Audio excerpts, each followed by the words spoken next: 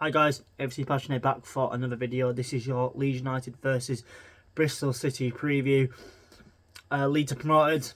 If you did catch my video, the promotion party, short clip. I didn't get much footage mainly because I was sloshed in a mosh pit. Yeah, brilliant day. One for me personally to remember because I didn't get to go to the 2020 promotion party due to COVID restrictions. And I wanted to keep safe. I didn't want anything to happen. And plus I was away, so I couldn't do it anywhere. So that one for me was emotionally amazing. I remember coming back. I remember leaving the promotion party and just crying. That's when it probably hit me, and I took it all in. Shout out to Becky, who does late night Leeds ladies. I'd imagine not being Leeds and Matt. And shout out to Matty, and the Garforth Whites. Shout out to them as well.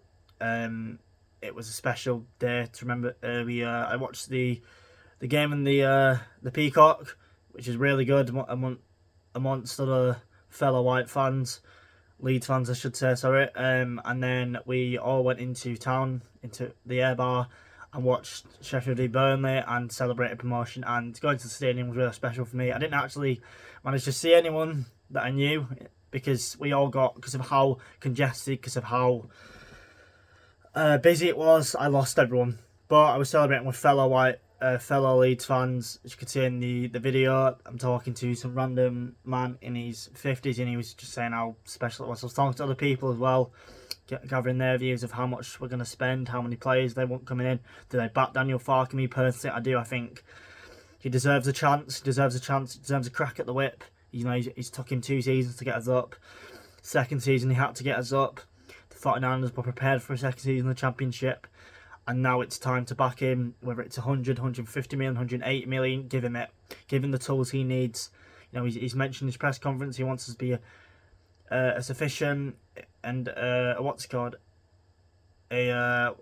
mind's gone blank. A sustained Premier League club, that is, sorry. To sustain our position in the Premier League, doesn't want to be a yo-yo club like it was at Norwich, only given 4 to 7 million in each season, going up with the Norfolk club. So obviously, and with Leeds having major investment with the 49ers, Red Bull having their influence in it, and many American investors like Larry Nance Jr.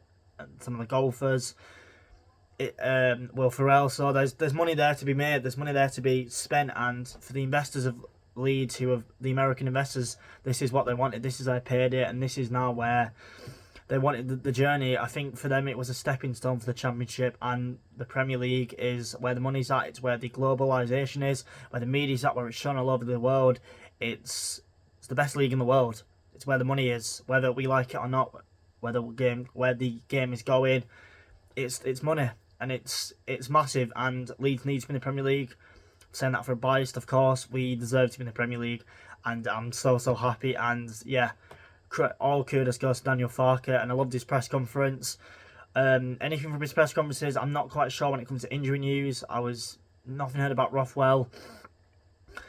I think he will be back. I remember Farke saying that he won't be ready for Oxford, he won't be ready for Stoke, but Bristol he will be back for, probably on the bench, which again is just another asset to have, and you know, give him 10 or 15 minutes. Probably same with Dan James, who couldn't play against Stoke after being just probably a little bit short of fitness. He didn't seem really on it when coming up against Oxford.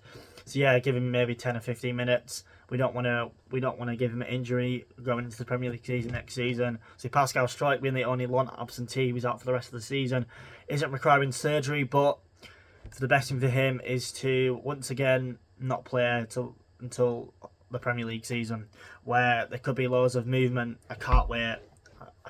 I do promise videos will be out when it comes to transfer. That's where I'll probably delve really into this channel.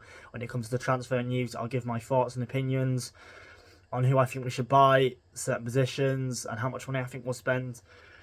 Bristol City in the fifth currently, looking to if they gain a point or more, and then they are sustained for a playoff position. For them, it's a massive for them. They're a team that always seem to around 8th or 9th, so just missing out on playoff positions, and have some decent scores in the past, like Tommy Abraham scoring a lot.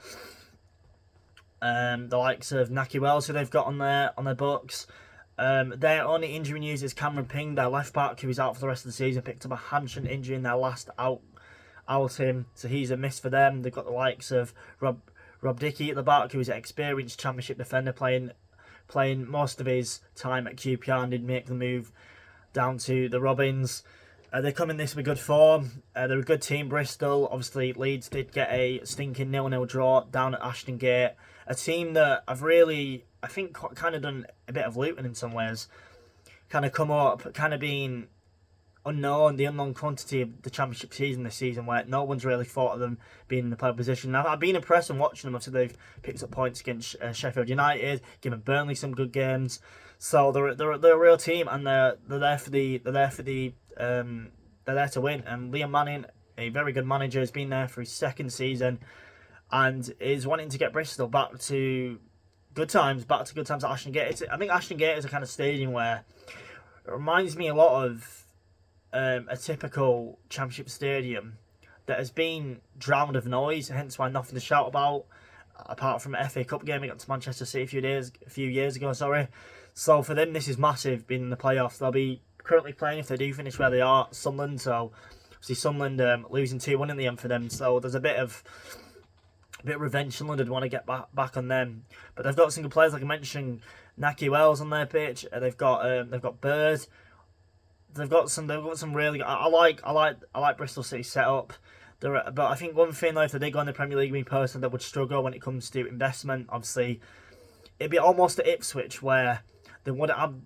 But obviously, Ipswich would spend more. You still obviously get 100 million from the Premier League, but there'd be major investment going into them for them to even have a chance of surviving. Of course, it could be completely wrong. They could do the ultimate and stay up to try and, I guess, bring the gap a little bit more closer. We know with the Premier League now, it's the second season where open weighted clubs are going down, and the gap's getting bigger. It is, and we Leeds, obviously ourselves, we want to be up there. We want to be sustaining up there. We want to be like a Fulham, the Brighton model.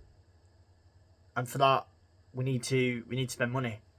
So, I think I'll go with the same team. Daniel Farke, obviously, players celebrating chance of promotion. We still have the title to get up to Burnley, picking up points. A 5-0 win down in Loftus Road.